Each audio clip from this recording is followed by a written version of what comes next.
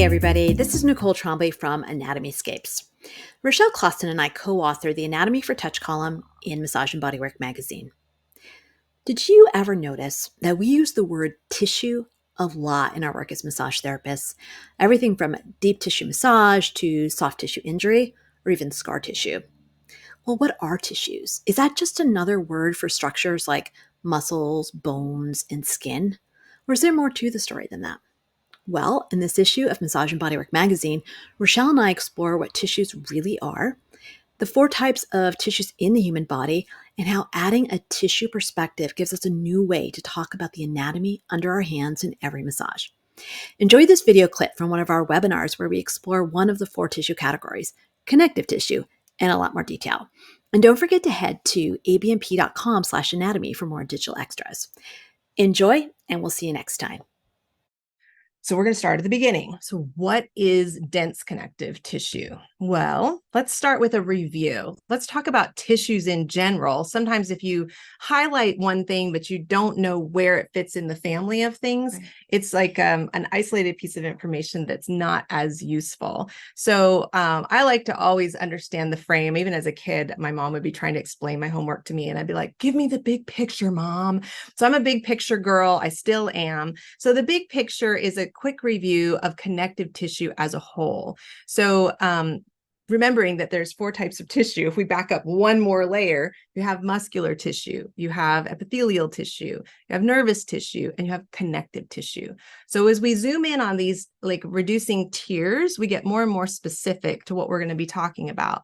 Connective tissue actually is a pretty broad category, including things as diverse as blood and bone.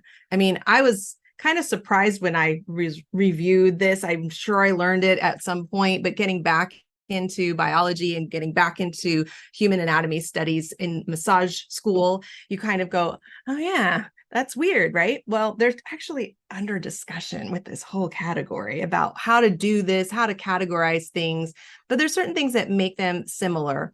So bone, blood, and cartilage are all considered connective tissue, but they're really kind of in this area considered specialized connective tissue. Primary connective tissue is subdivided into loose and dense, which is what we're talking about today. If you want to learn more about loose connective tissue, we already did a whole course on that as well, because it's also incredibly important for movement and for what it makes us feel stiff versus being able to glide and slide within our own selves. So that's dense connective tissue. In the proper connective tissue category, we have dense, this blue picture. It's been stained blue. You can see the striations. It looks dense, whereas loose is a much more loose organization. It's one of those days where they actually called it what it was. Right. No, I know it's great when it makes sense.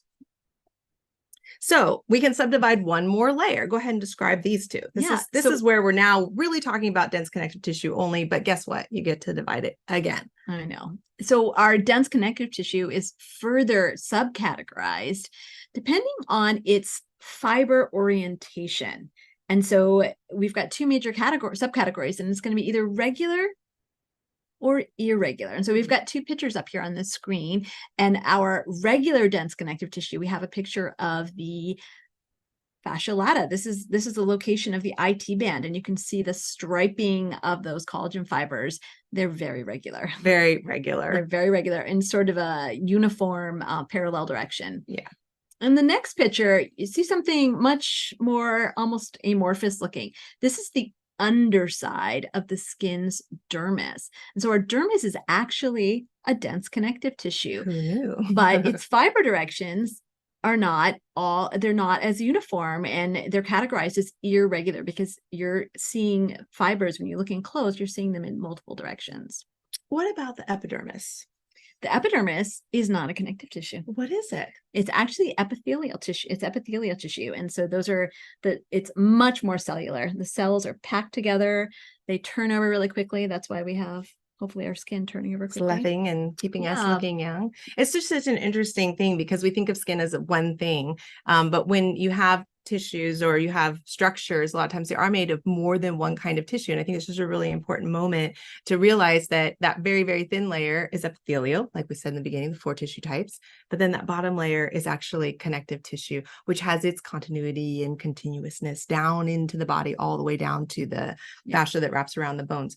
Another way to clarify this in your brain is to think about regular dense connective tissue has a single direction of fibers, just one, whereas irregular has more than one. So it's another way to organize it in your brain. It's like it may just have 2 or it may have 3, and that's another conversation that gets a little complicated. But generally speaking, one direction of fibers, that's going to be regular. More than one direction of fibers, that's irregular.